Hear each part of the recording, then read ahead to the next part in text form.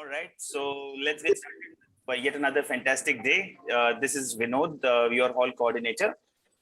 May I request, do we have Dr. Anita Panda, our chairman for the session? Good morning to all. Good morning. May I also request... Can you see me? Yes, absolutely. Okay. Absolutely. Good morning to all. Good morning. Yes, So- all right. May I also request, along with her, Dr. Joginder Pal Chuk, Dr. G. Nagaraju. Along with that, may I request everyone kindly keep yourself on the mute. Everyone, please kindly keep yourself on mute. May I also... Iris surface for an endothelium tabercular measure. Yes, everyone, please kindly keep yourself on mute. May I also request our convener for the session, Dr. Sangeeta Wagh, our co-convener for the session, Dr. Deepak Bhuyan, our co-convener for the session, Dr. Sanjeev Garg.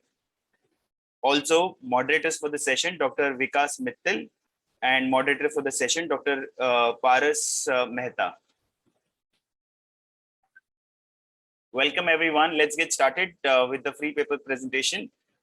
We have for every speaker, we have 5 minutes and then 2 minutes for the Q&A. May I request our moderators to kindly take over the session?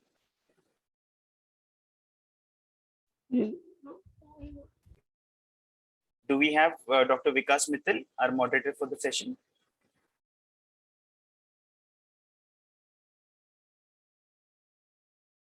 Dr. Paras Mehta?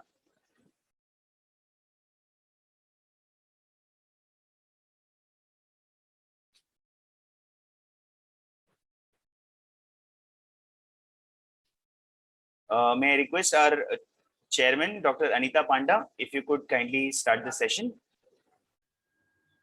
Good morning to all. I think we are in time. We will have a nice time.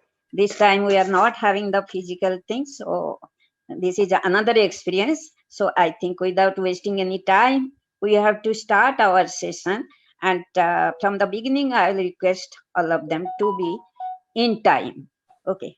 So now we can have the first speaker. So I'll request my moderators. Your timer that 8 minutes or 6 minutes? Actually, we have total of 11 speakers. Yes. And so basically, if we consider total 85 minutes. Okay. We were given the instruction, it is 6 minutes plus 2 minutes of 5 plus 2. They yeah, have 6 plus 2 it was actually. 6 Yes. plus 2. Okay. Okay, let's get started. Start the first one. Yes, yes.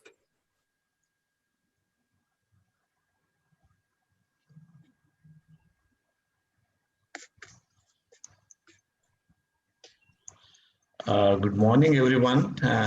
So my paper is a free paper 123, keratitis after accelerated CXL, retrospective interventional analysis in a large series. So I do not have any financial interest. The purpose of this study is to analyze the incidence and assess the potential complications and the risk factors and causes of infectious and sterile keratitis after accelerated collagen cross.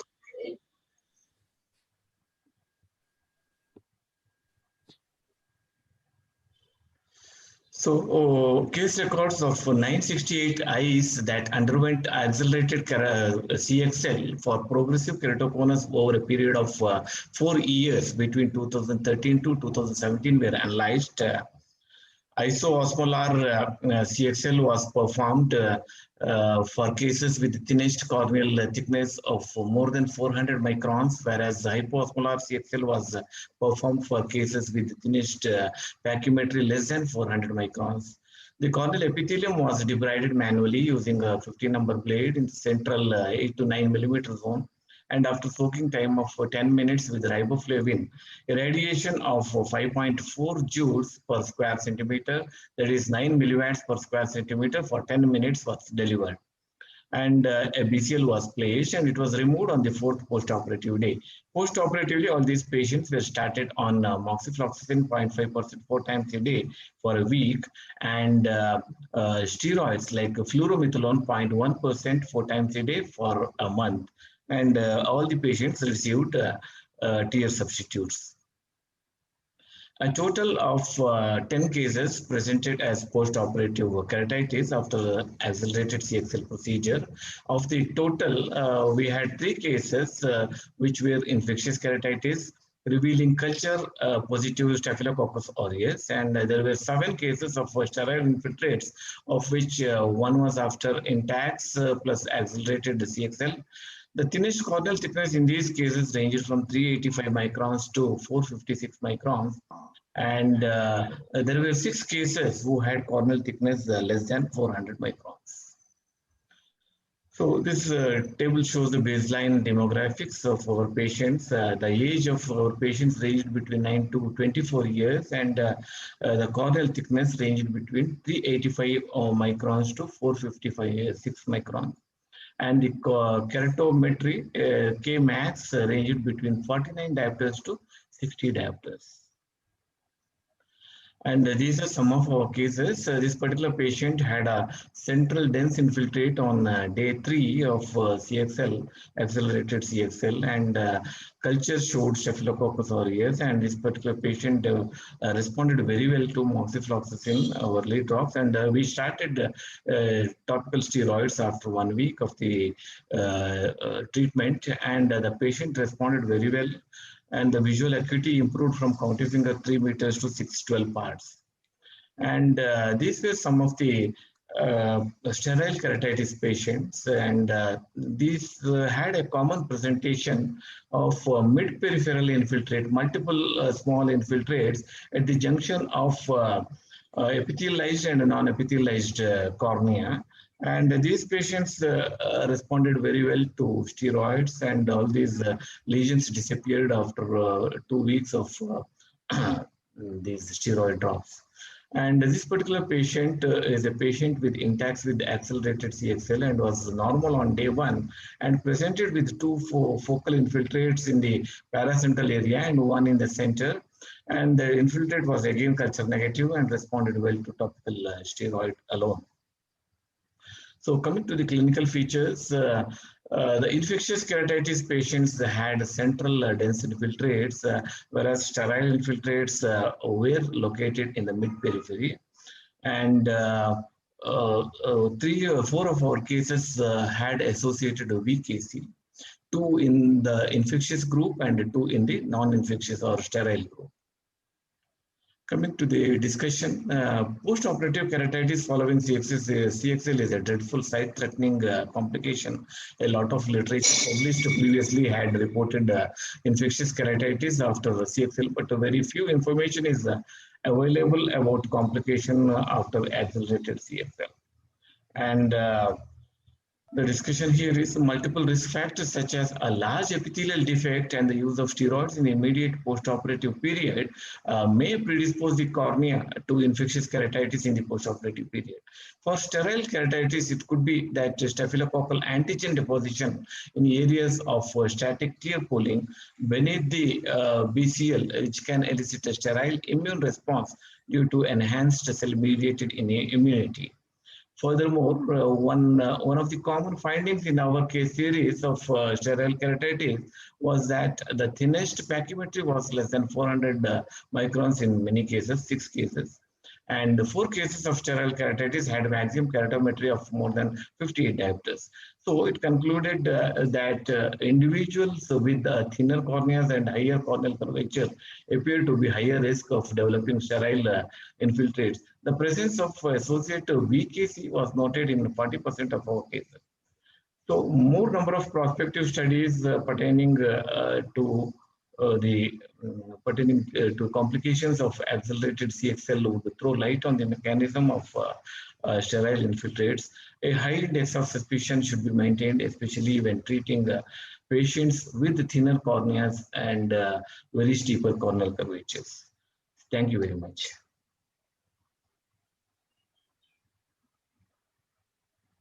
Thank you, Dr. Sres. Nice presentation. Okay, I just have a small question. Before anyone else asks you, I just have one small. What is the importance of gender to know in these cases?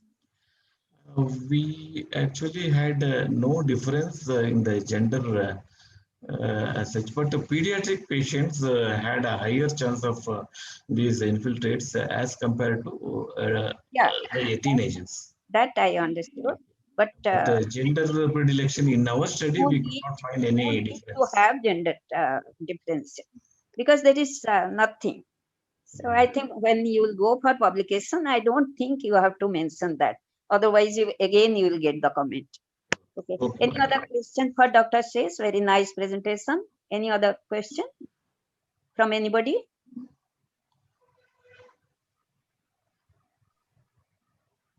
No? Dr. Paras or Dr. Vikas? Anybody?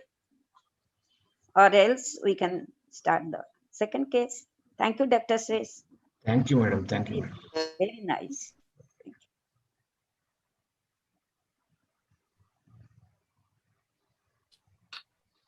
Ma'am, before you go on to the next speaker, everyone, yes, we will have a total of 6 minutes for each speaker and 2 minutes for the discussion. I request everyone kindly be on time and conclude your particular presentation on time. Ma'am, kindly invite for the next speaker. Okay.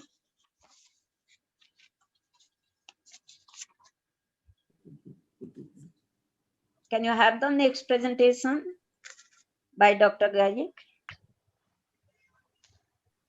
Rajendra Maurya. Okay. Good, Okay. good morning, all chairpersons. My topic of presentation is extensive ocular surface squamous neoplasia, clinicopathological profile, and treatment outcome. I have no financial disclosure. OSSN is a slow-growing tumor of low-grade malignancy, rarely metastasized. Neglected case are invasive counterpart can grow rapidly and have tendency to invade the globe and orbit. Immunosuppressed individual have aggressive course. Metastasis has been reported in 18% cases, death in 12% cases, and recurrence rate of OSSN in 15 to 55% cases. The old age, giant OSSN, and high KI score are the risk factors. A giant OSSN is a single tumor more than 15 millimeter basal diameter or more than 6 limbal clock hour involvement. Purpose of our study was to determine the clinical pathological characteristics, treatment outcome, predictive factors, and rate of recurrence in giant OSSN patients. In this prospective observational study, we included 36 untreated cases of only giant OSSN patients. Preclinical evaluation, pre-treatment evaluation include the history about the UVA light exposure, dietary history about the vitamin A deficiency, heavy smoking, history of HIV or HPV. We examine the tumor morphology, size of the tumor, site and presence of feeder vessels, or presence of skeletal invasion or any lymph node metastasis. Intraocular extension can be assessed by gonioscopy, ophthalmoscopy, and high-resolution anterior OCT and B scan. Orbital extension were evaluated by CT scan or MRI. The conjunctival impression cytology, incisional or excisional biopsy with immunohistochemistry were the pathological diagnostic tool in our study. The treatment modality, our patients, about 28% patients treated by topical 5-FU and mitomycin, and 28% also treated by topical alpha interferon B or with intralesional or perilesional interferon B. And in 28% cases, chemo reduction followed by surgical excision with cryotherapy and or amniotic membrane or conjunctival advancement flap were done. In our patient, the male-female ratio were 2.6 to 1. Mean age was 65 plus minus 12 year, and mean duration of symptom was 8.25 months, and mean area of lesion was 20 plus minus 4.6 millimeter square, and mean tumor height was 3.10 plus minus 1 millimeter. All patients were having unilateral involvement, right eye predominant, and Commonest involvement site is about 69% in temporal quadrant, cornea involved in 61% cases, and 58% patients had more than 12 limbal clock hour involvement. And orbital extension was seen in 11 patients about. One patient had, a young patient had geoderma pigmentosa, and 3 patients were retropositive. This was a extensive OSSN treated by 0.2% mitomycin. After 3 cycles, there was complete regression. Another patient treated by topical 1% 5-FU. After 4 cycles, there was complete regression of the tumor. Another case of a giant OSSN managed by only topical interferon alpha 2b, that is 1 million unit for 2 drops 4 times a day. Patient was treated for 6 weeks with marked reduction of the tumor. This is giant OSSN treated by topical alpha interferon along with the perilesional lesion. After 6 cycle, there is a complete regression, only keratitis is present, and we excise the conjunctiva, remnant conjunctiva with amniotic membrane graft. This was a corneal OSSN treated by topical alpha interferon, and orbital extension cases were managed by exenteration, and in 11% patients required exenteration. This is an interesting case of the giant OSSN having partial response with the topical alpha interferon along with the lead intralesional alpha interferon. Patient absconded after 4 cycles with the partial response, and again came back for after 1 month with a huge OSSN. And we did the surgical excision followed by post-surgical topical alpha interferon drop. And for last 1 year, patient is almost tumor-free. The treatment outcome, that is mean follow-up period, was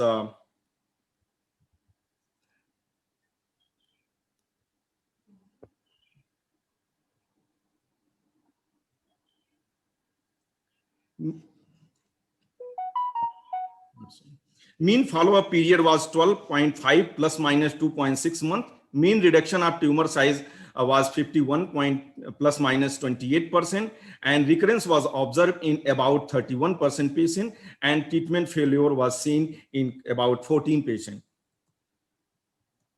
Giant OSSN is a multifocal aggressive disease. It has often invasive in nature, having tendency to invade the globe and orbit.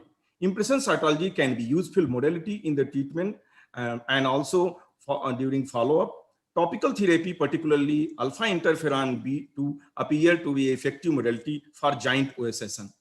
Alpha interferon 2B is the least toxic and better tolerated, but it is costlier.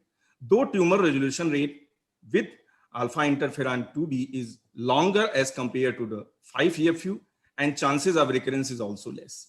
Thus, the alpha interferon should be considered primary treatment. Thank you.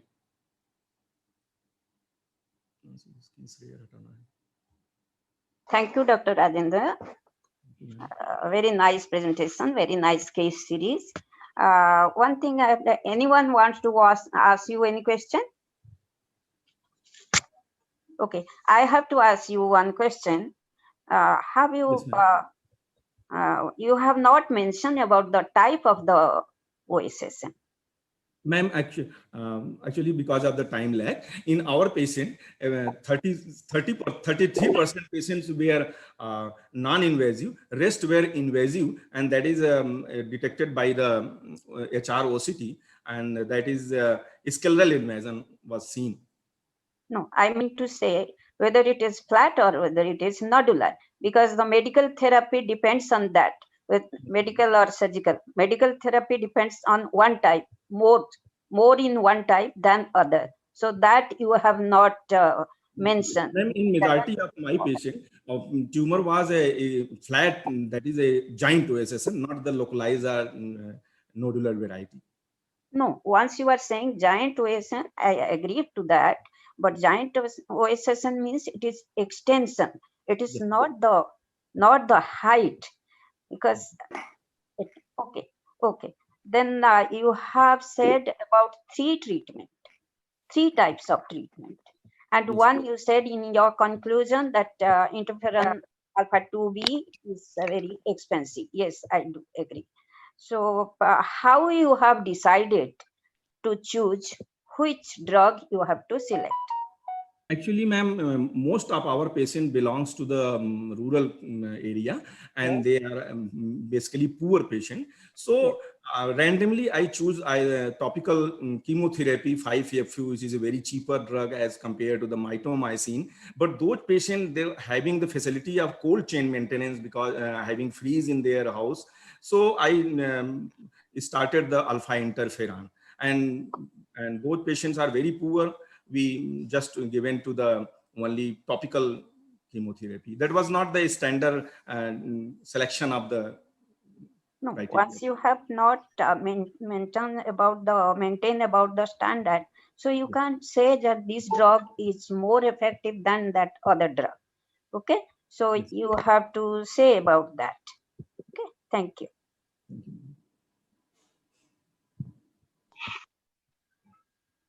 Thank you. Ma'am, thank you, sir. Kindly call for the next speaker. And if I may also request you, if you could inform the next speaker after this presentation so that they can also be ready. Thank you.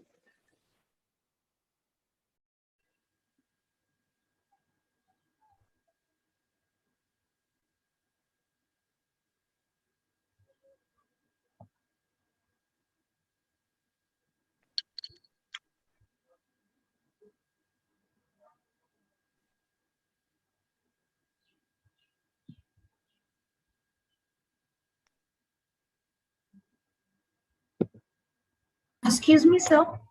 Yes. I'm Dr. Nidhi. I have a presentation in Cataract 1 as well. So can I present my case, my presentation earlier? Dr. Anita.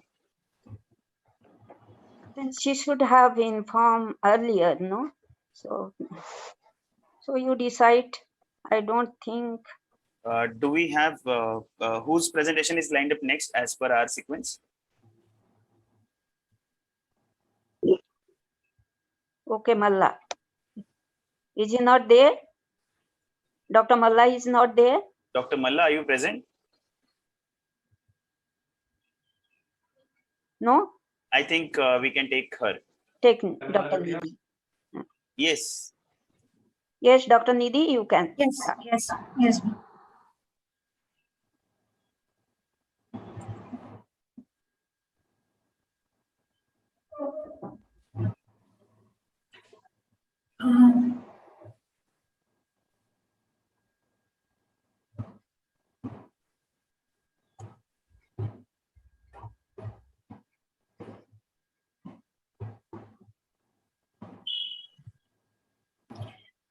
Good morning, everyone. I will be talking about the utility of polymerase chain reaction for virus detection in aqueous humor for recurrent viral keratitis. I have no financial disclosures. So as we know, viral keratitis is a recurrent condition. Viral endotheliitis can be of inflammatory or infective origin. Any surgical intervention in an infected eye can cause inflammation or reactivation of the virus. So the purpose was to use polymerase chain reaction as a preoperative tool for detection of active viral infection in cases of recurrent viral keratitis. It was a retrospective analytical study done from January 2015 to June 2019. 75 cases having history of recurrent viral keratitis, including endothelial keratitis, were included. Aquastab 0.01 ml was taken in insulin syringe with 30.5 gauge needle and sterile OT under topical anesthesia. The sample was sent within 1.5 hours at 18 to 25 degrees Celsius for evaluation. PCR for HSV, CMV, and VZV was done by the PCR kit following the manufacturer's instructions. And the detection of DNA band was done in gel electrophoresis with proper positive and negative control. In all cases, oral antiviral treatment was started after positive final report. Patients underwent surgical procedure after the PCR was negative. Patients were then followed up on day 1, 7, and 3 monthly intervals. Post-keratoplasty evaluation was done for visual acuity and IOP. Graph clarity, anterior segment inflammation were monitored with a high index of suspicion for any recurrence of endotheliitis. The recurrence was defined as localized or diffuse corneal edema with anterior chamber inflammation and KPs, unexplained sudden decrease in endothelial cell count in an uninflamed eye with normal graft appearance, intraocular inflammation that failed to clear or worsen with conventional high-dose corticosteroid treatment regimen. In case of recurrence, a loading dose followed by a long-term maintenance dose or oral antivirals was started. Treatment was considered successful when there was resolution of inflammation. Results: we had 44 cases with viral endotheliitis with or without stromal and epithelium involvement, 19 of phakic, 5 of pseudophakic, and 5 of focal corneal decompensation. 2 cases had recurrence post-endothelial keratoplasty. Out of the total 75 cases, 51% were PCR positive and 49% negative. Out of the positive cases, maximum were for HSP, followed by VZV 3 cases and CMV in 2 cases. The patients then underwent surgical intervention, 28 of them, out of which maximum were endothelial keratoplasty. The interval between PCR test and surgical intervention was a mean of 2.9 months for EK, 3.45 months for phaco, 4.3 months for intrastromal anti-VEGF injection, and 1 case of PKB was done after 15 days. Recurrence occurred in 10 cases, 7 were PCR positive and 3 were PCR negative, and the difference was non-significant, and 4 patients had recurrence after the surgery.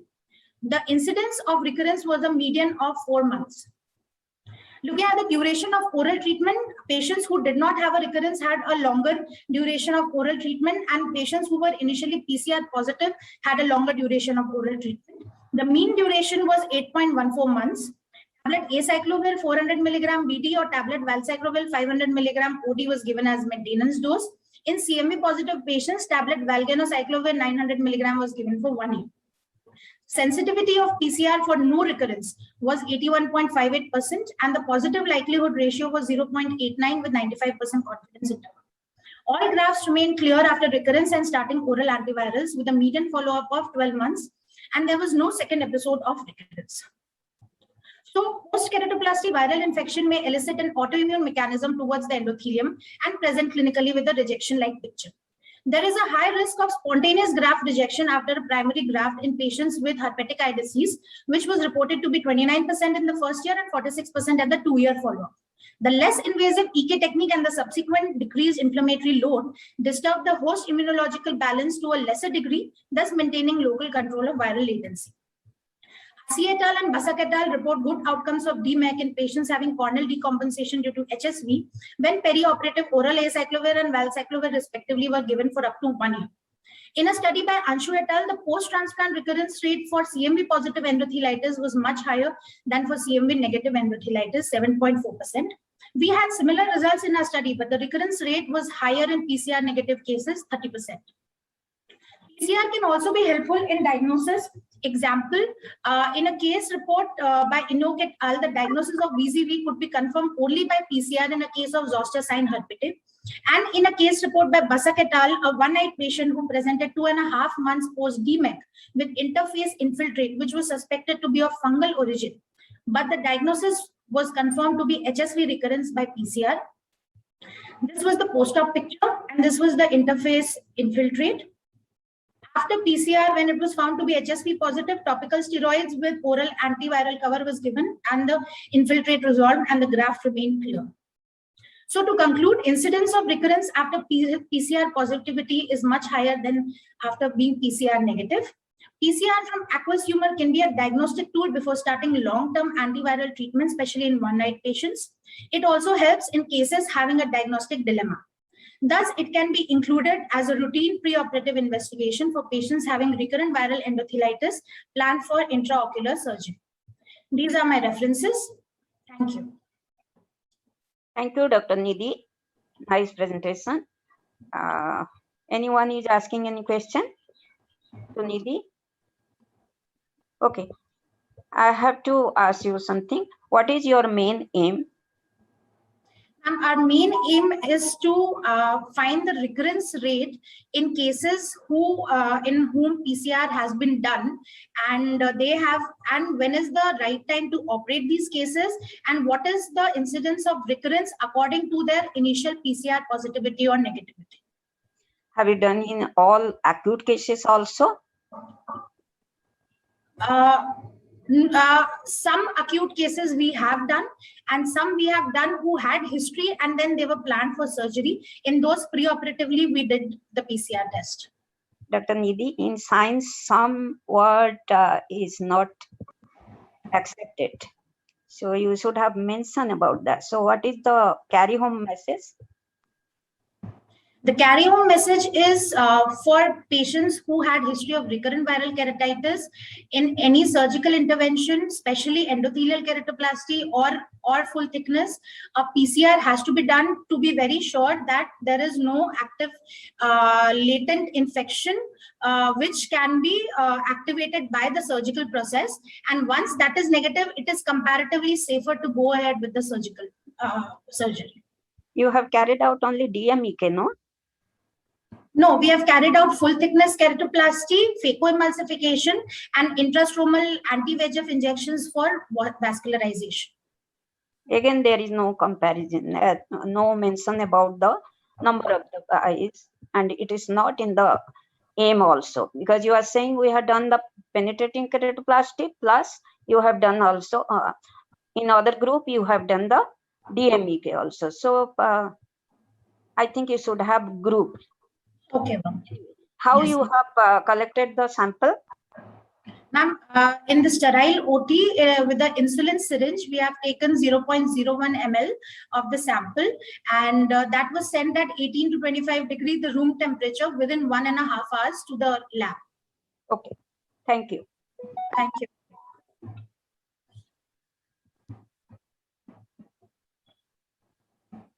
Okay. Now I think we can have the next presenter. Yes, who is the next presenter? Thank you, Dr. Nidhi. Who is the next presenter?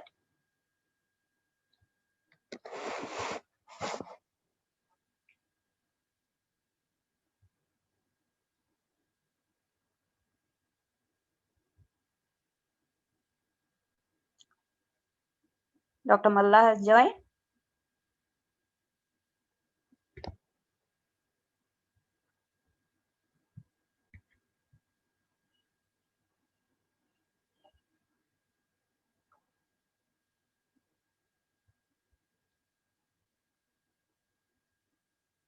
Yes, Vinod, who is the next presenter?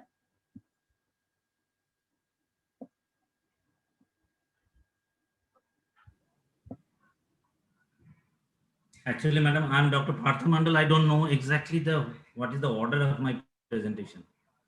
Oh, On behalf of OSWB, I've asked to present here. okay. I'm Dr. Carry Partha. on. Carry on. Carry on.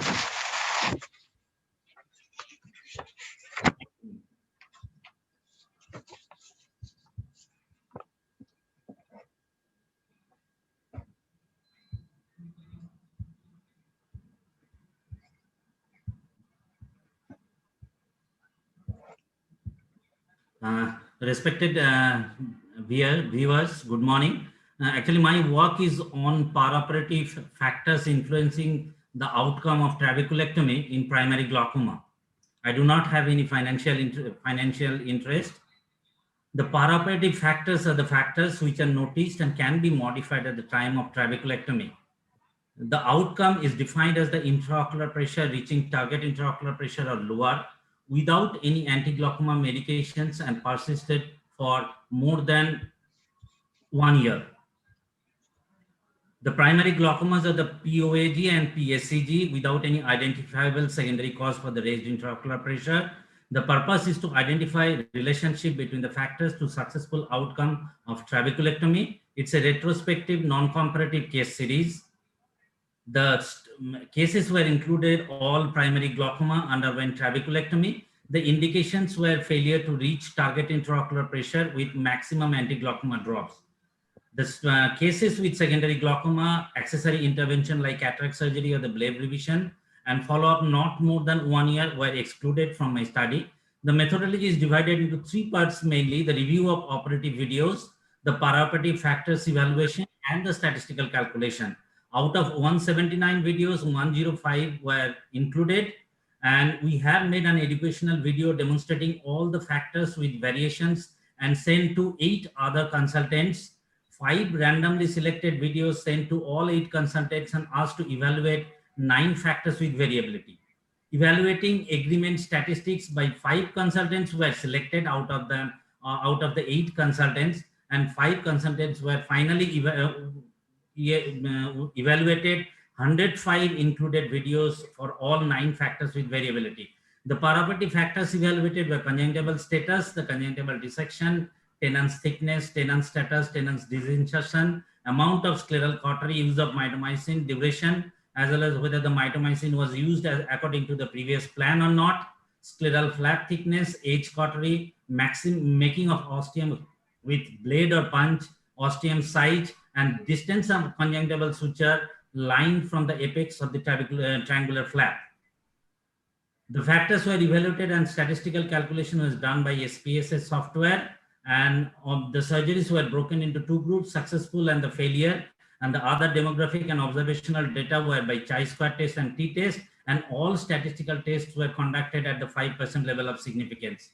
The analysis were done by the Cox proportional hazard regression analysis in the backward stepwise method, and probability values of entry and removal was set as 0.05, and the significant risk factors, whatever we have found by the Cox proportional hazard regression analysis, were further evaluated by Kaplan-Meier survival analysis with Mantel-Cox log rank test.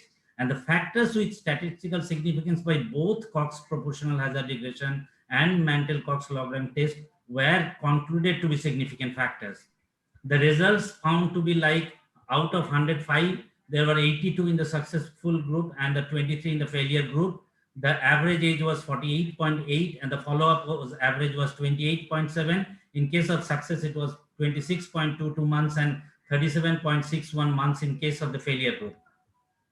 This is the Cox proportional hazard regression analysis results.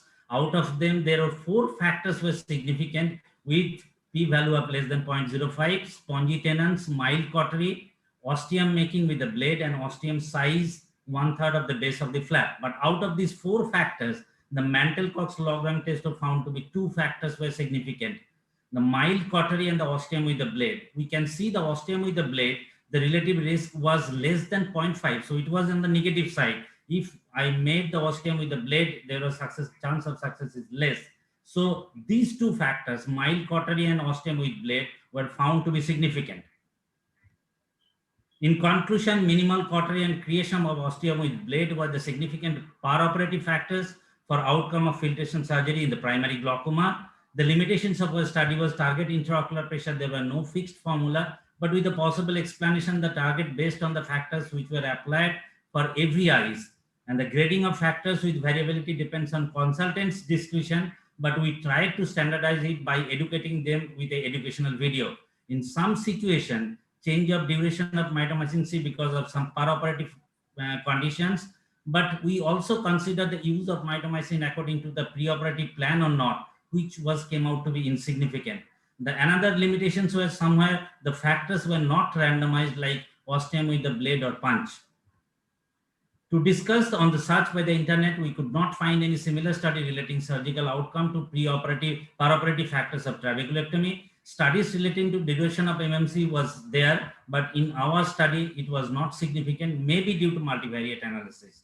The significant factors were minimal cautery and the creation of ostium with the blade. Possible explanation of the minimum cautery is the thermal cautery incites fibrosis, which is detrimental for successful filtration blade, and creation of ostium with the surgical blade, which decreases the success. It may be explained that it may increase the inflammation resulting for more manipulation and subsequent underfiltration. Decision of making ostium with the blade was not randomized, so it may be a limitation. And trabeculectomy with ostium made with surgical blades have the longer follow-ups, which may create such result. To extrapolate our study results to get the better success in trabeculectomy, cautery should be applied as less as possible and minimize preoperative medications which increases the conjunctival congestion. So we need less cautery. Decrease the inflammation, less manipulation is necessary in making the ostium. Thank you very much. Thank you, Dr. Partha. Why have you taken so many variables, All these are actually, all these are, I thought it may be somewhere related to the successful outcome or outcome of trabeculectomy. That's why I thought that whether we can, and all these factors we can manipulate to some extent, probably. So if I get something useful, so I can just apply it in the next case or in further actually. That was my aim, madam. Okay. For that you are having the problem, because so many variables. No, you cannot say this one specifically. You cannot say that this is the one which we have to follow. Anyway, what is your carry home message? My carry home message is definitely the minimal cautery and as less as possible the inflammation, to decrease the inflammation, like regarding the making of osteum. That is from my work actually, ma'am. Okay, all in simple surgery only, not application of MMC or something? MMC was applied in every case. Then again another variable. Yeah. Because MMC, no MMC, it is a great factor. You have to consider that also. Right. Okay. Right. Okay. Any other question from anybody?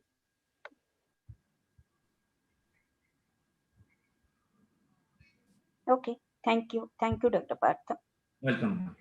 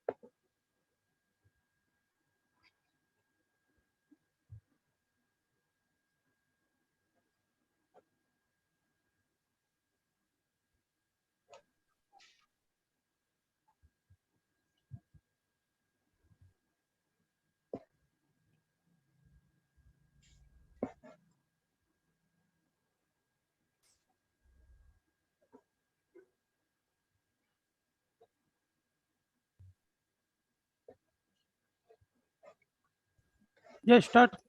Yeah, Yes. so good morning to one and all. I'll be speaking on artificial intelligence as a novel indicator for progression in keratoconus. I have no financial interests. So normally what we come across is that we see multiple parameters. We're looking at whether it is topography, biomechanics, demographical profiling of patients presenting with keratoconus. But can we actually make sense of all of this? That's where AI comes in, when we're having multiple data sets. And in trying to find associations between these multiple data sets is where artificial intelligence can play a role. So normally human mind really cannot combine multiple of these indices, and we are normally focused on the ones we are more comfortable with. Human mind thinks about indices or parameters we are more comfortable with, and that's where artificial intelligence can play an important role. So AI works in parameters which obviously are not the obvious ones, and there are various classifiers which we have used in our study. The one which I am demonstrating and showing it now is known as a random forest classifier. There are other classifiers as well, one being the neural network, one being the support vector machine. So these are the various ways of utilizing data and classifying data. The one we have used in our study is a decision tree classifier. So what we wanted to do, what was our main aim, is can we use artificial intelligence which help us in predicting keratoconus progression? And our main objective was to use not only topographical parameters, it also included demographics. So the question was, can we use indices which we commonly get in a topographer plus demographical factors and high risk factors which predispose a patient to progress in keratoconus? That's what we wanted to look at. So one aspect was utilizing Pentacam, and the second aspect was utilizing something known as a questionnaire. So we gave a questionnaire to all of our patients who were any patient who walks into the OPD and is diagnosed as a keratoconus gets a demographic profiling. This includes presence of eye rubbing, parameters such as vitamin D, IgE, the type of eye rubbing, presence of systemic allergy, hormonal disturbances, etc. So this is a way of how we profile patients at each and every visit. So we included 450 patients who are diagnosed cases of keratoconus. keratoconus. And also we did a subset analysis of 200 of those who had a full demographic profiling, which included the high risk factors, which I just enumerated. Now, what is important is all of these parameters which I've spoken, which is either imaging indices or it is the high risk factors, are plugged into the AI. Now, one aspect of artificial intelligence is obviously training the artificial intelligence, and the next aspect is testing it. So we use the same data set, 80% of which was used to train the AI and 20% of which was used to validate it, so as to make the AI a more robust AI. And like I said, we had used a random forest classifier like I have spoken about. So we've divided the results into two aspects. One is, what did artificial intelligence pick up in terms of just the indices which we got from the topographer, and what about the factors which we got from the high risk factors. Now, surprisingly, using many of these imaging tools such as the Pentacam, artificial intelligence was able to demonstrate and predict 83% of patients who are actually progressors. And what is important is that many of these indices which were picked up were curvature-based indices or aberration-based indices. Many of the commonly looked at indices, if you're looking at BAD-D, were in fact not picked up. So a combination of asymmetry indices, curvatural and aberration-derived indices were used as classifiers for the artificial intelligence. Now, high-risk factors, it's something which is very important, which we normally do not focus on, is that we classified these patients into progressors and stable and looked at only the demographic questionnaire with which we gave the patients, and we found that it did classify progressors and stable with a good accuracy, but surprisingly factors like vitamin D, which we normally don't think of, was picked up much higher up. Now, this is the classification parameter and majority of the indices which we have picked up based on the ranks. And over 98% or 98.5% of the progressors were classified as progressors with just using these high-risk factors. Now, even in aggressive progressors, we had done a subclassification where patients who had a progression of more than 2 diopters Kmax over 6 months, IgE, which is suggestive of a high level of allergy, was an useful parameter. So there are useful indications and associations we found out. The important being that, a patient, for it to be called a progressor, the AI looked at vitamin D and IgE. A combination of these two factors is what was important when we're looking at progressors. When we looked at stable patients, very, very interestingly, 100% of the stable patients had a combination of IgE less than 145, vitamin D more than 23, and them using immunomodulators and lubricants and no systemic allergies. So this is in fact the first paper which looks at integrating artificial intelligence with both indices, imaging, and demographic factors, which can help us in making diagnosis of keratoconus more robust and also detecting progression earlier. But there would be certain limitations. Imaging is obviously a useful tool, but it has its own challenges. A faulty detection. So quality of scans is always a prerequisite before we actually proceed with utilizing those scans. And right now we are not in a state of predicting the exact period of progression, which is a work in progress. Thank you for your patient listening. Thank you, doctor. Anyone is asking any question? Yes. Good morning, Dr. Panda. Yes. Good morning, Garik. So I'm Dr. Somshila here, and because we had some dropout in the judges, so I'm working as a backup judge for this session. Dr. Panda? Yes. So if I can ask Garik a couple of questions? You can ask. Yeah, Garik, the first question I had was a good paper. How did you rule out confounders? Because you did say vitamin D3. So the confounder being that if you look at a cross section of Indian population, so you will have a lot of people deficient with vitamin, especially the study population you're looking at, which might well turn out to have a lot of people who are indoors due to their profession and so on. Correct. So what happens is AI itself, when you're looking at fitting in these parameters into AI, that itself tries to rule out majority of it. So I'm not sticking on to just one parameter as a discriminant or looking at it whether the AI was utilizing that. AI is finally for a combination of parameters. That's the reason we pulled in a lot of things. If you're looking at IG, if you're looking at eye rubbing, presence of systemic allergy, hormonal disturbances. Yes, Indian population has a prevalence of the vitamin D being on the lower side, but this was just one of the parameters plugged in, and whether an AI could utilize this in addition to the other parameters, and a combination of which was what we wanted to arrive at. So what is the disadvantage you feel when you want to take this to clinic? Sorry, ma'am, I couldn't get you. What would be the chief disadvantage of using an AI module if you want to recommend that this can be started in clinic? Well, obviously experienced clinicians would be able to, first go by their clinical acumen. This is just an add-on tool. For people who are starting off, they should not base their decisions completely on an AI. Is what I would suggest. So technology has its own pros and cons. It is obviously with a pinch of salt. We obviously want this as an add-on tool, but what sometimes can happen is that you are sometimes blocking out your own clinical judgment and just going on what the AI is telling and basing your treatment on that. So that is something which when we do release this as a plug-in tool, is that it is an add-on tool. This can never replace a judgment of a clinician. That's really never the intention. Yeah, all right. Thank you very much. Thank you very much. Now I think we can go for the next speaker.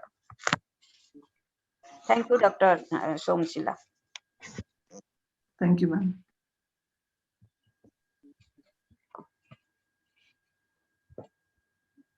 Can go to next speaker. So the next speaker is Dr. Neha available, or has she presented? No, they are coming in between, so we can't say. So they have to say. Yeah, is one person coming in between. Yeah, is Neha available? Taking liberty. Okay. So Dr. Neha is there. Is she? She ready? has finished. Yes, ma'am, I'm there, ma'am. Okay, sorry, Dr. Kanika. Then we can see her. Ma'am, I'm there, ma'am. Can I? I'll just share the screen, ma'am. Oh, another Dr. Neha. Okay. Okay.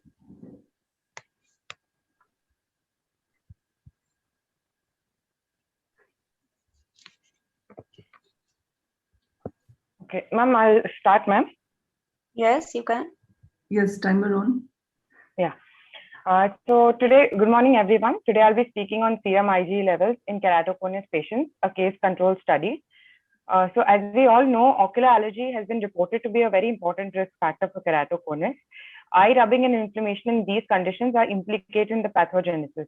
So basically, the elevated serum IgE level in these allergic conditions triggers the release of inflammatory mediators, which further triggers an itch response, resulting in the eye rubbing and further playing a role in the pathogenesis of keratoconus. Since atopy is often associated with raised levels of IgE, together with changes in other immunoglobulins, we considered it desirable to study the immunological profile of keratoconus patients. So our main aim was to assess the serum IgE levels in keratoconus patients, which we did by comparing it with a group of controls. And our secondary objective was to assess the IgE levels and correlate it with the severity of keratoconus. So ours was a case control study, which was done over a period of 2 years. We had two groups of patients. One was the cases of which had 31 patients of keratoconus patients, and the other group consisted of 31 patients who were the control group. So the cases were keratoconus cases were aged between 10 to 25 years, and they had evidence of keratoconus in them, while the controls were age matched with no evidence or family history of keratoconus. So we carried out the baseline investigations from the two groups, took blood samples from the patients and estimated IgE levels based on the chemiluminescence immunoassay technique. Then we assessed and compared the IgE levels in both the groups. Further, the cases of keratoconus were classified based on Amsler image, depending upon the severity of keratoconus, and IgE levels again in the different stages were compared. So this is the age distribution amongst our study group. So we saw that mean age of cases was around 17.9 plus minus 4.4 years. Then this is the mean serum IgE levels of the study group. As you can see, the cases had a significantly raised mean serum IgE level, which is almost 10-fold greater than that of the control.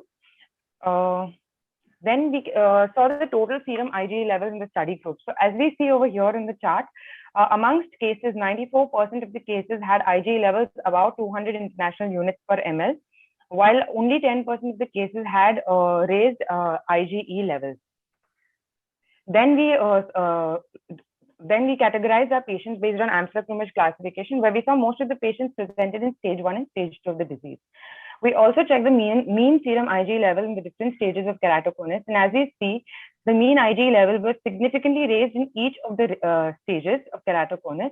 However, the scatter plot showing the correlation between serum IgE levels and stages showed that there was no correlation between the serum IgE level and stage of keratoconus per se.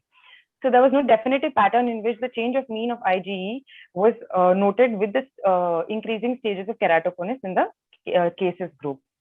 We also assessed looked for the presence of allergy and atopy in these cases and controls, and we saw there was a positive history in about 32% of the cases, while only 13% of controls had a positive history of allergy or atopy.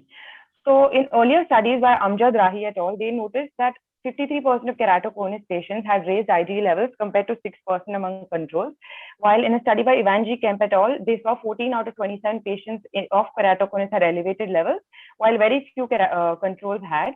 Similarly, in our study, we saw that 94% of KC patients had elevated levels compared to controls, which had only 10% of whom had raised levels. So our study basically confirmed a high degree of association between keratoconus and raised IgE levels. We also saw in studies by Ivan G. Kemp et al. And Amjad Rahi et al. That the mean IgE level in the cases group was significantly higher compared to that of controls. And our findings were also corresponding with the above studies. Also, in our study, we recorded the incidence amongst keratoconus patients of documented allergy, ocular allergy or systemic allergy was 32%, while in controls it was 13%. Similarly, in the other studies by Amjad Rahi et al., Harrison, RJ et al., and Mohammed Naduran et al., they saw an increased prevalence of allergic diseases amongst the keratoconus patients. So these findings just support the already existing association of allergy and atopy with keratoconus. Also, our study has seen that the difference in the serum level, mean serum IgE levels in different grades of keratoconus is significant. However, there was no pattern in the change of level of IgE with the increasing grades of keratoconus. This could be attributed to the confounding factors such as age of presentation of our patients, uneven distribution of patients in the different stages of keratoconus, and the variation in IgE levels with age. So IgE levels cannot be definitely correlated with the severity of disease as per the findings of our study. However, the limitations of our study remain the small sample size, the presence of confounding factors, the high cost of the test, and also our test is entirely based on a test, IgE testing, which is based on chemiluminescence immunoassay, which is subject to variation and interference. So in conclusion, I would like to say that high incidence of raised total serum IgE levels was seen in patients with keratoconus when compared to normals. And although serum IgE levels were markedly raised in all 4 stages of keratoconus, there was no definite correlation between serum IgE levels and severity of keratoconus. So our study basically highlights the possible role of IgE as an immunological marker for screening and early diagnosis of the disease and for reviewing of high-risk groups keratoconus. So I would like to give a take-home message that we recommend IgE testing in young patients who are at high risk for developing keratoconus and patients with allergic eye disease for screening and close monitoring for the development of keratoconus in future. These are my references. Thank you. Thank you, Dr. Neha. Thank you, ma'am. Reason. Question, Dr. Somchila. So Neha, so that now that you've detected that the serum IgE is elevated in your cohort, yes, ma'am. So based on your study, what different can you do for the patients in the management? You said it can help in management. Ma'am, patients who are at high risk of developing and patients with allergic eye disease, we can closely monitor them and we can probably intervene earlier based on IgE levels. We can just use it as an add-on to find out those patients who are at increased risk and detect those patients earlier and prevent intervene early so that we don't get those patients coming to us at an advanced stage or when they've completely got keratoconus. So anything in terms of, you said intervene earlier, what do you mean by that? Ma'am, basically what I meant is only for patients who are at high risk for developing and patients with allergic eye disease, we can closely monitor and screen these patients for the development of keratoconus. So in such cases, we can probably intervene early and we can start patient on treatment. Like if the patient is having allergic eye disease, we can start him on treatment and keep close monitoring for the patient to prevent development of keratoconus. Okay. Good. Thank you, ma'am. Thank you.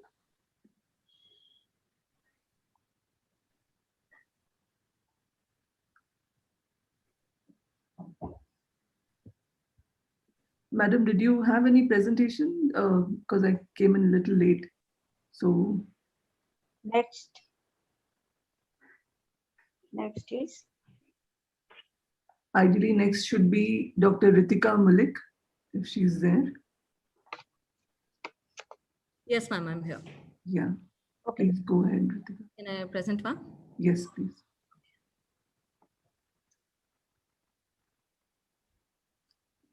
I hope my screen is visible. Yeah. Yes. So good morning, everyone. At the onset, I would like to thank AIOC for giving me Start the timer, please. And my paper is on the next generation cross-linking calculator for titration of energy in thin keratoconic cornea. I have no financial disclosures. The management of keratoconus, along with its safety and efficacy, has been well established by our previous published work. So what is the management commonly used for more than 450 microns? That we can go for an epi on KXL and or an intracorneal ring segments. For advanced disease or with scarring, keratoplasty is required. So what about the thin corneas without scarring presenting to our OPDs? How do we proceed in those cases? So we can go ahead with a standard cross-linking, or do we post for a keratoplasty? So studies have shown that the cytotoxic effect of combined riboflavin and UVA treatment is reached at 400 microns stromal depth. And on the other hand, corneal transplants with the best of the surgeons have a limitation of graft survival. So in this paper by JAMA Ophthalmology, they have shown only a 17% graft survival at the end of 23 years.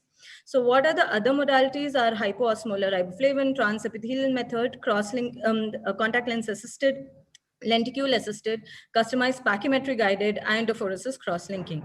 But the limitations are that higher order aberrations are not corrected, unpredictable outcomes, and difficult visual rehabilitation. So is there a different way of cross-linking thinner corneas without scarring?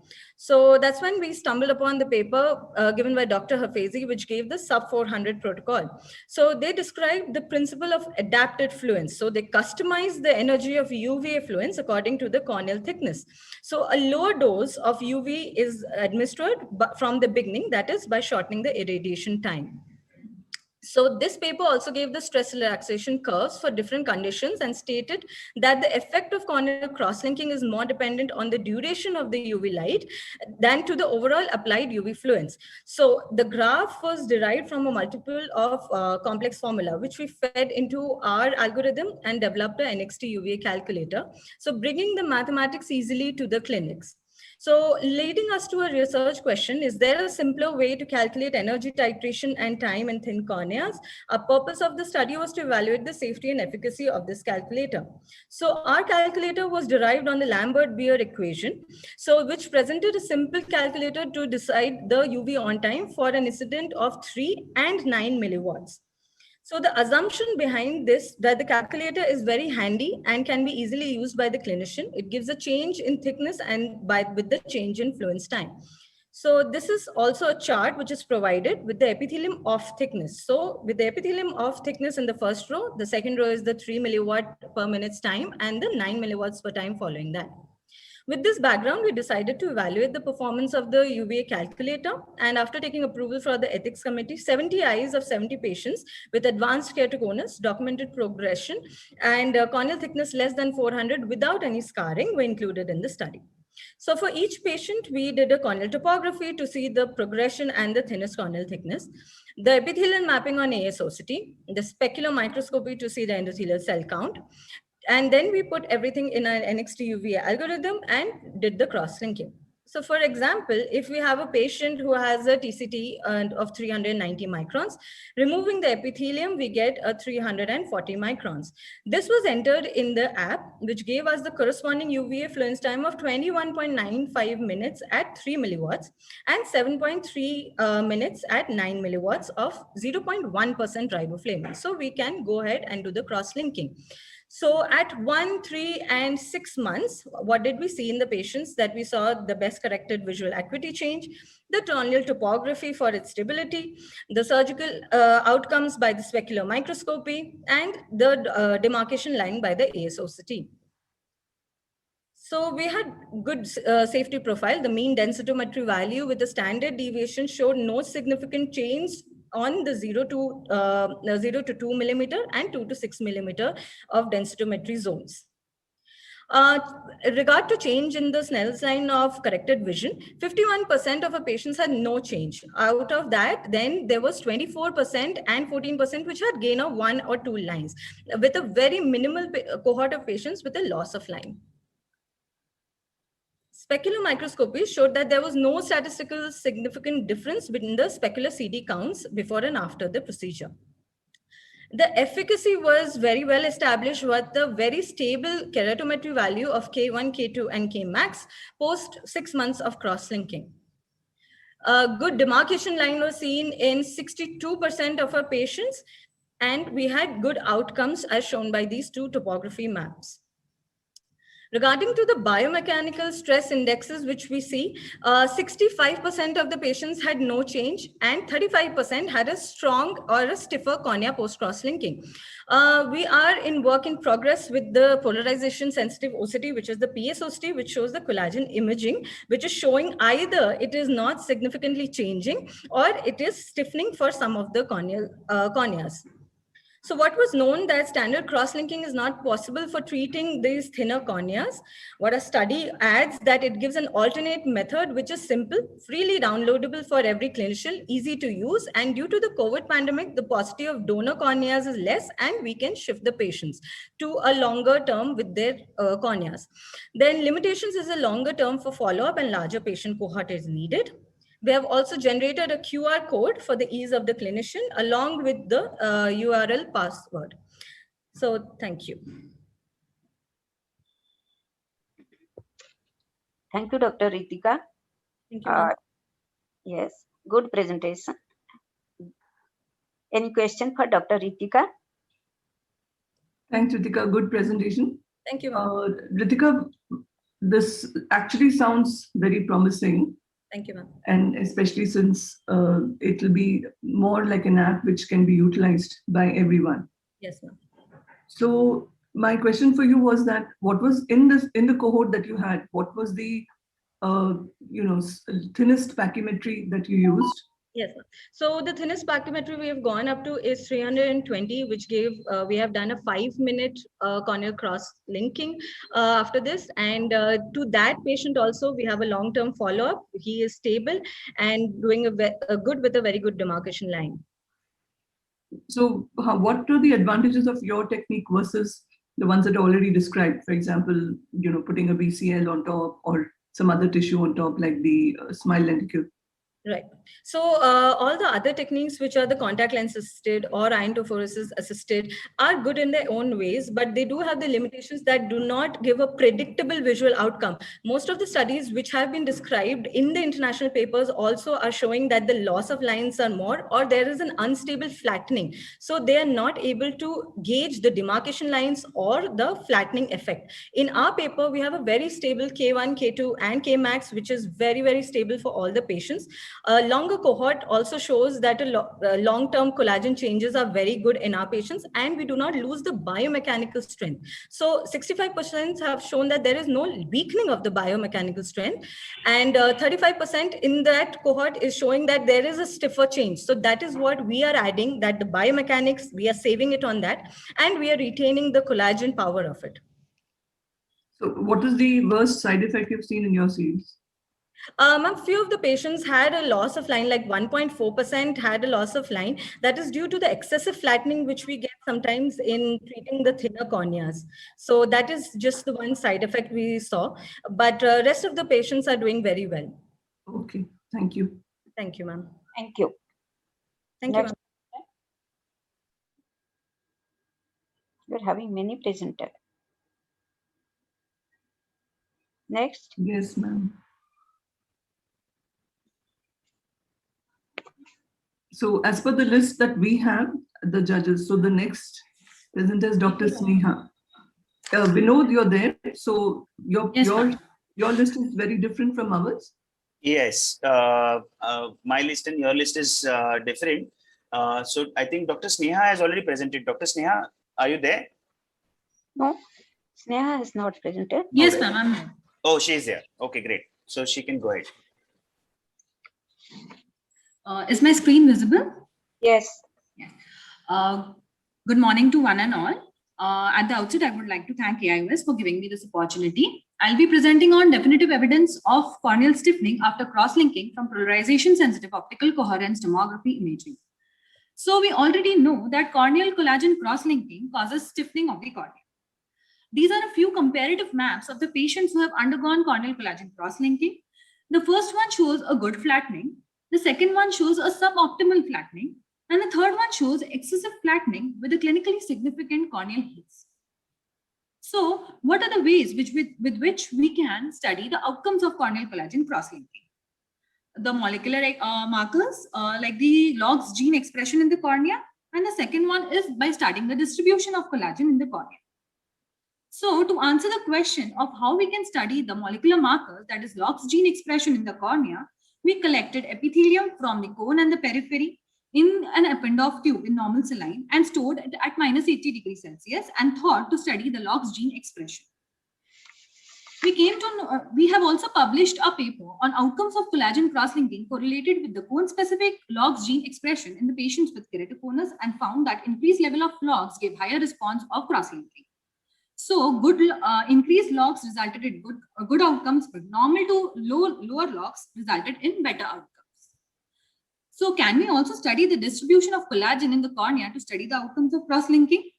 This led us to a research question where is there a way with which we can quantify the collagen cross-link, corneal collagen distribution to study the post-corneal collagen cross-linking using in vivo and non-invasive technique?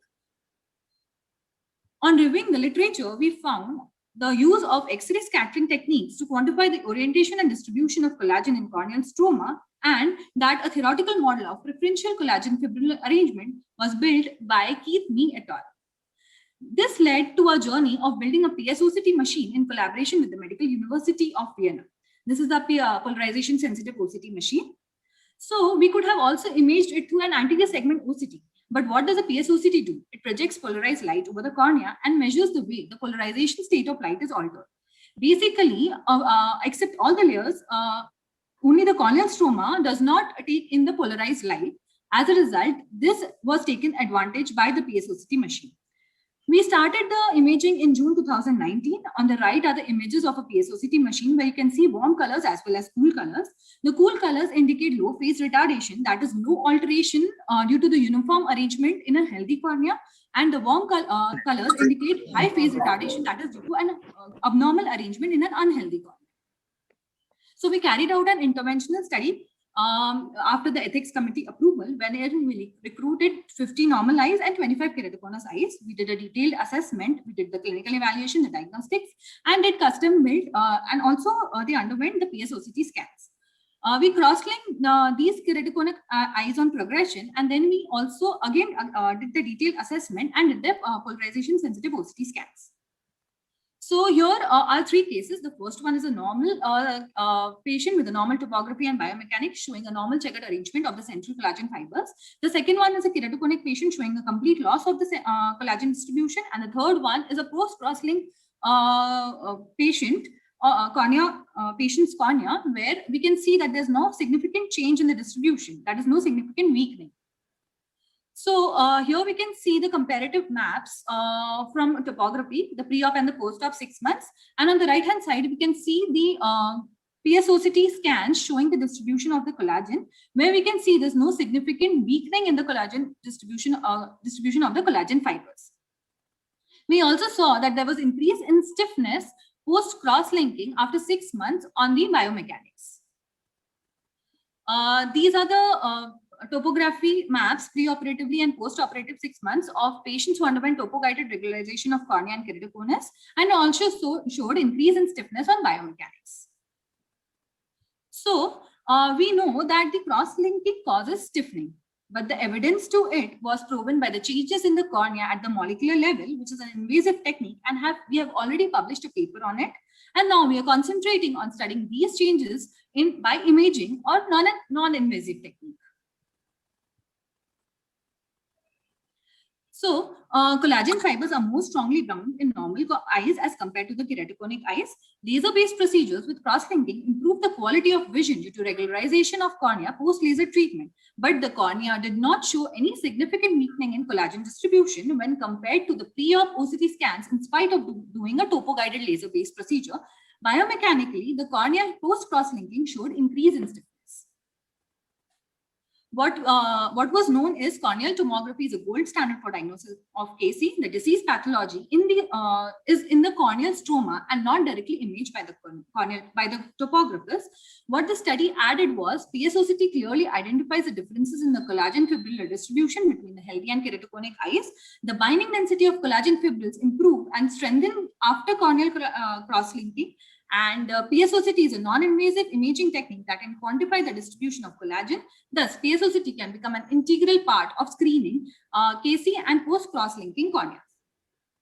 The future of PSOCT includes, we can study the collagen distribution. If it is similar after 6 months, we can just observe. If it is decreasing to a little extent, we can either observe or perform collagen cross-linking. And if it decreases to a larger extent, we can do an immediate collagen cross-linking. These are the applications. Thank you. Thank you very much, Dr. Sneha. Dr. Somsila, if you have to ask something, you can ask. We are having 4 more presentations. Okay. Vinod, how are we on time in terms of having 4 more? Ma'am, we are running approximately 12 minutes late. Okay. So I did have a question for Ritika. For Sneha. Sneha, Yes, sorry, ma'am. I'm so sorry. Yeah, Sneha. Yes, So Sneha, in the initial part, you did mention that that you showed us also the comparison between non-collagen cross-linked versus corneal excessive flattening versus really no effect. Yes, ma'am. So after you did, when you applied this tool to Yes, the ma'am. kind of cases that you discussed earlier, so what was the top link, top clue that you get? So basically, ma'am, if the collagen levels or the collagen distribution in the cornea is good, and we go ahead with the cross-linking, we found that there was excessive flattening in a patient with a good KC, keratoconus, but having a good collagen distribution. We went ahead with cross-linking. It resulted in excessive flattening and development of scarring in corneal haze. Whereas in the patients which had a lower or a significantly lesser distribution of collagen, they showed good flattening without any haze. Yes, but in the clinic, when you get a patient who has progression, yes, ma'am. So it doesn't matter if the polarization shows whatever kind of collagen there is. So Yes, don't you think that you're not justified in denying cross-linking to that patient when clearly there's progression? Yes, ma'am, definitely. But then we would avoid development of post cross-linking haze in such patients by using this tool to our advantage. All right, fine. Okay, great. Thank you. Thank you, ma'am. Thank you.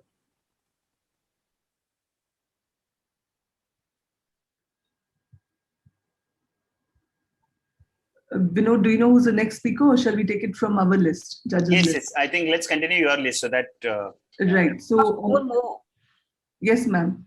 So we can go to Dr. Anita Yadav, who's next on our list. Sneha has just finished. So Dr. Anita Yadav, is she there? Dr. Anita Yadav. Is Anita there, please? Is she there? Anita there? If I not, think we can take go the next speaker. next one, yeah. So the next one on judges list is Dr. Nidhi. No, Nidhi has finished. Okay, Dr. Nidhi has finished. So that means then we have Dr. Varaprasad. Yes, Dr. Varaprasad.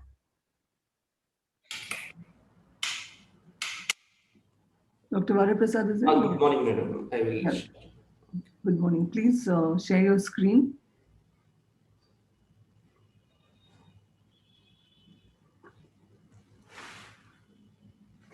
Please go ahead. Okay, madam. Is it visible? Yes, it's visible. Yeah. Please speak clearly, please. Okay. Good morning, everyone. Today I am presenting paper on selective suture knot exposure in keratoprosthesis has the double advantage. I have no financial disclosures. My topic is under following headings. In our institute, we started Boston type 1 keratoprosthesis in 2015. We are using ROK Pro, which is manufactured by ROLab. We have done 46 cases, out of which 24 are done in conventional keratoprosthesis procedure. 22 are in this innovative technique. We are started the pulsed antifungal therapy to our patients because most of our patients from the agricultural background to prevent fungal infection. And also we are avoiding the BAK-free antibiotics and changing the antibiotics frequently to avoid the resistance. On monthly follow-up, we have proper contact lens hygiene and we check the micro leaks very meticulously. Clean the cul-de-sac with betadine solution on the follow-up visits, and most of the cases end up with glaucoma drainage devices in 2 to 3 years down the line. We know the complications associated with keratoprosthesis. Glaucoma is the most common. Retroprosthetic membrane we can manage easily. Complication related to the ocular surface, wound leaks at the stem graft junction or graft host junction, infections and extrusions, posterior segment complications. Our little modifications in the surgical procedure will deal with the red part of this complication. Importance of BCL and ocular surface protection. Standoff care, it prevents the evaporative damage to the corneal surface and also protection of the fragile ocular surface from the mechanical stress, desiccation, stromal thinning, and corneal melting. Concept behind this innovative technique is, in penetrating keratoplasty, suture materials can incite some tissue reaction, knots do so to a greater extent. Because of the exposed suture knots also stimulate local corneal neovascularization and inflammation. This is the vascularization which is disadvantage in penetrating keratoplasty was used to our advantage as innovative technique in keratoprosthesis for early vascularization and graft fusion. Exposed suture knots also cause foreign body sensation and irritation. This prompts the patient to seek immediate care when the bandage contact lens is fell off. This is how we intentionally exposed the 4 suture knots diagonally. The exposed suture knots attracts the vascularization, which will help in graft host junction fusion early. In which we have done 22 cases over the past 2.5 years with this technique. Out of 22 cases, neovascularization sets early, almost half of the time period compared to the previous cases. Still, further one extrusion of keratoprosthesis because of fungal infection. In previous cases, 2 extrusions, one because of sterile melt and one because of fungal infection. The most important thing is, almost half of the patients came back for the follow-up when the BCLs fell off because of the exposed suture knot irritation that they had. To conclude, the main advantages of the selective suture knot exposure in keratoprosthesis are the early vascularization leading to better fusion and leads to lesser chances of capro extrusion. When the BCLs fell off, patient seeks the immediate care, which leads to decreasing the ocular surface related complications. Thank you. Thank you, Dr. Varaprasad. Dr. Somshila. I think as Vinod said that we are running late, so we can just go ahead to the, thank you, Varaprasad. Next paper. Thank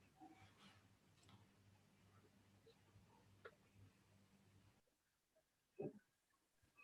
Can go to the next paper in our list is from Dr. Kanika. Yeah. So we have two papers remaining, Dr. Kanika and Dr.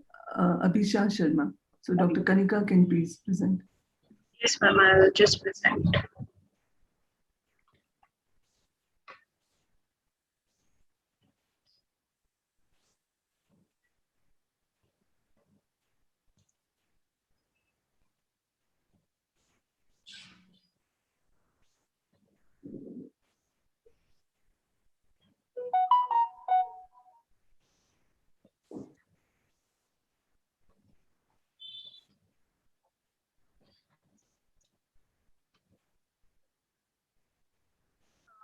I'm having some technical issue. Please kindly excuse me. I'll just share again.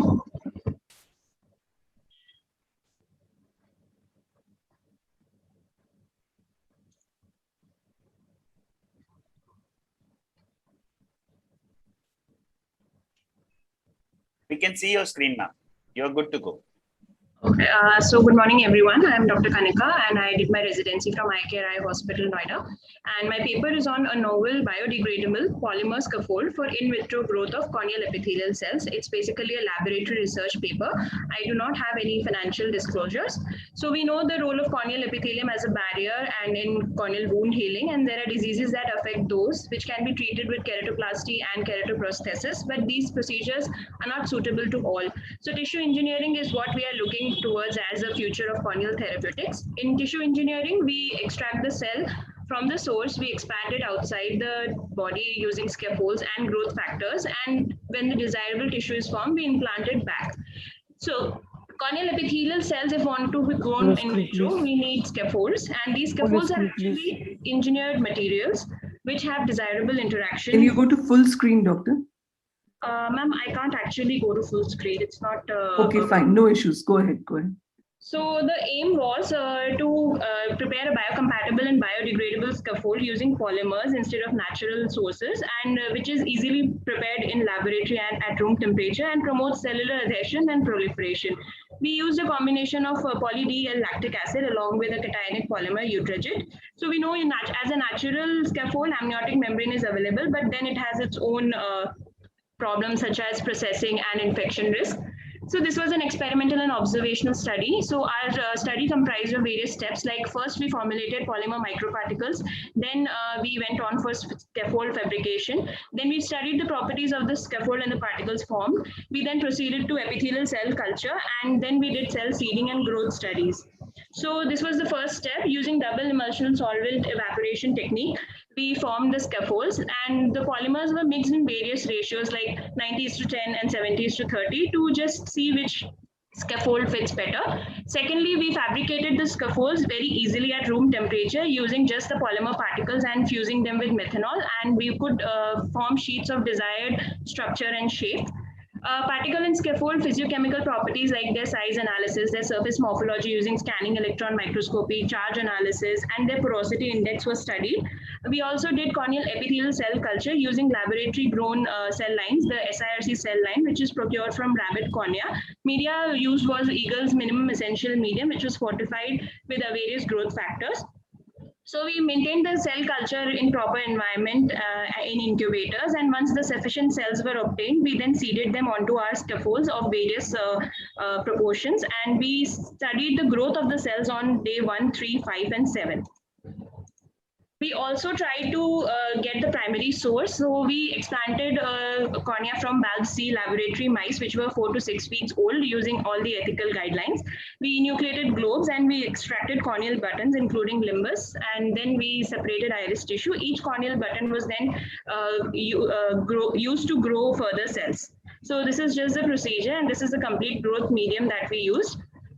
Following the seeding, we did the cell proliferation studies using MTT assay and live and dead staining cell assays. We also studied morphology of the seeded cells on the scaffold using scanning electron microscopy. Coming to our results, so when we studied particle morphology, we noticed that the 70:30 ratio particles, they were most heterogeneous in their size as compared to the 90:100, and the more Utrecht concentration was added, the heterogeneity increased, but the particles were stable and spherical. When we came to SEM imaging of the same, our previous findings were confirmed. Then we studied the size distribution. So the particle size was in the microparticle range, and it was an even distribution. And as the concentration of Utrecht in our polymer increased, gradually the size also decreased of the particle. When we studied the surface morphology on scanning electron microscopy, we could see the scaffolds had a porous structure, which is very good for the cell growth. We also did porosity index. The more the porosity of a scaffold, the better cell growth it imparts. So the 70:30 polymer blend seemed to have a better porosity index as compared to the plain PDLLA and 90:10 P:2E. We also did surface charge analysis. So PDLLA scaffolds have negative charge surface, and when we added Utrecht, they seem to neutralize this charge, and thus they help in attachment of the cell better. We then performed the epithelial cell culture. So our studies and growth studies revealed that of the two scaffolds we fabricated, the 70:30 scaffold showed better cell proliferation on days 1, 5, and 7 post the seeding. Our cell proliferation studies were again confirmed on scanning electron microscopy using the seeded cell scaffolds, and our previous findings were again confirmed. We also tried primary corneal culture using mice cornea. So this is the tissue explant that we perform, but because primary cell cultures are very delicate and they take a long time to seed and grow, so we could not complete that in the duration of the study. We could, however, see confluent cell culture on day 20. So to conclude, I would say that we can form stable spherical and porous microparticles using PDLLA and Utrecht combination. And out of the two combinations that we use, the 70:30 combination of PDLLA and Utrecht showed better results. The microparticles can be easily fused to form membranes at room temperature using methanol and with porous architecture and good water retention capacity. And it can also withstand handling during transplantation procedures. The addition of our polymer Utrecht enhances surface charge and thus enhances the cell attachment. Of the two scaffolds, the 70:30 scaffold showed better cellular attachment and growth profile of the corneal cell lines. These are my references, and I would like to thank my mentors. Thank you very much, Dr. Kanika. Any question? Kanika, very quickly, what do you think are the future, you may have covered it, what do you think are the future applications for this method? So ma'am, because we know corneal epithelial cells derive from limbal stem cells. So in patients where limbal stem cell deficiency is a significant factor leading to their loss of vision, there we can use this explant technique and we can culture stem cells and epithelial cells in vitro, and we can implant the sheet as it is onto the patient. So the limbal stem cell deficiency patients can be benefited in future. This is what we have in mind. Okay, thank you. Thank you. Next. So next is the last paper of the session. Am I right, Vinod? Aviksha.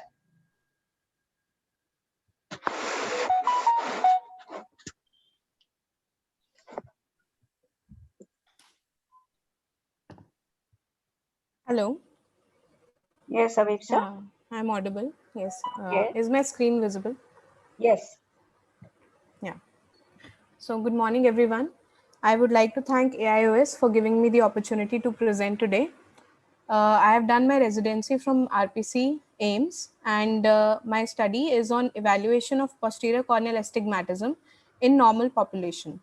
I would like to thank Dr. M. Vanathi, Dr. S.K. Khokar, and Dr. Radhika Tandon, who have provided me help and support throughout my study.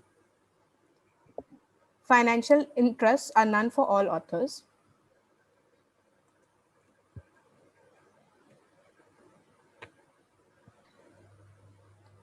So, as we know, cornea is a transparent avascular structure which is responsible for 2/3 of the eye's total power. The radii of curvature of the posterior cornea are such that it makes the surface against the rule which has an average astigmatism of 0.65 हाँ diopters. श्रुति laptop लाई है क्या यार?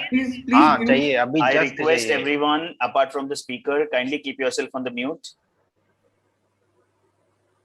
Please go ahead with the presentation.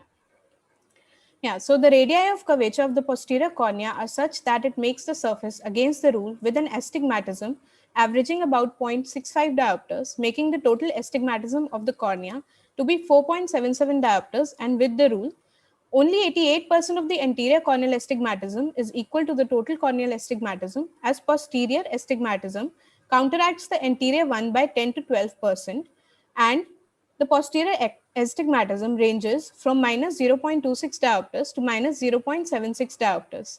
It is a small value owing to the fact that the refractive index of the cornea and aqueous does not have much difference.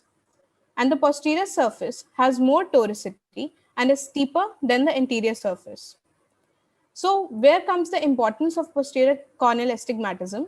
In refractive surgery, a failure in calculating the amount of PCA with a steep meridian can cause more correction for the eyes that have with the rule astigmatism or less correction for the eyes that have against the rule astigmatism. This is because it is a minus dioptric power. And further, we know 20% of the people who have cataract have a corneal astigmatism that is more than 1.5 diopter before cataract surgery. And due to the fact that most of the eyes have a posterior astigmatism, which is against the rule, if this negligence occurs in toric intraocular lens use, it overcorrects with the rule and undercorrects against the rule astigmatism. So, the aim of our study, the primary objective was to establish normative data of posterior corneal astigmatism in North Indian eyes by measurement using ray tracing principle. The secondary objective was comparison of ray tracing and Scheimpflug imaging techniques in measuring posterior corneal astigmatism. This was a cross-sectional observational study done in Dr. R.P. Center for Ophthalmic Sciences, AIIMS, New Delhi. Institute ethics clearance was obtained and informed consent was taken from all study participants. We included normal subjects of 20 to 50 years of age with normal eyes with no refractive error, and also patients reporting for near-ad, eyes having anterior segment, eyes having active infection, inflammation, any associated ocular comorbidity, corneal diseases, any posterior segment pathologies were excluded. We included 183 right eyes of 183 healthy individuals and divided it into 3 groups of 20 to 29 years, 30 to 39 years, and 40 to 49 years age. And statistical analysis was done using STATA version 12. The posterior corneal curvature was measured using Scheimpflug topographer, that is the Pentacam HR, and ray tracing LED topographer, that is the Cassini eye optics. And for comparing the two imaging modalities, as we know that astigmatism has both a value and a direction, we have to convert the astigmatism into vectors, and the conversion was done using the formulas given by Thebos, which are displayed on the screen. The mean posterior keratometry and posterior corneal astigmatism was studied. Comparison of two modalities of imaging was done using vectors generated, and since average keratometry and blur vector were parametric data, they were compared using Pearson correlation, and J0 and J45 being non-parametric were compared using Spearman correlation. Bland and Altman analysis was also done for comparison of agreement between the two measurement modalities.